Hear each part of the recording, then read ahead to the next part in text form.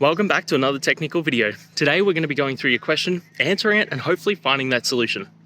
Guys, remember to stay just a little bit crazy like me, and hopefully you get to that resolution. Now, let's continue on to the video.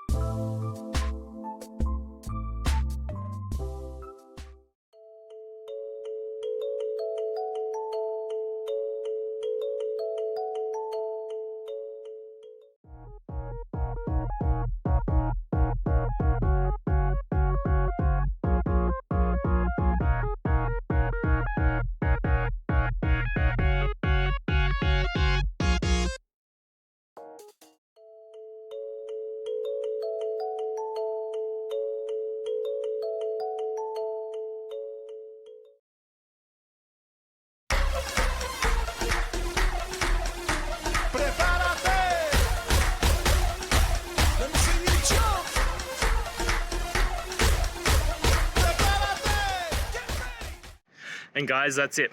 I hope this video has helped you and get you through to that resolution you needed. If it did, please, I'd appreciate it if you hit subscribe. Now, until the next time that you need technical help, I hope you have a good one. Cheers.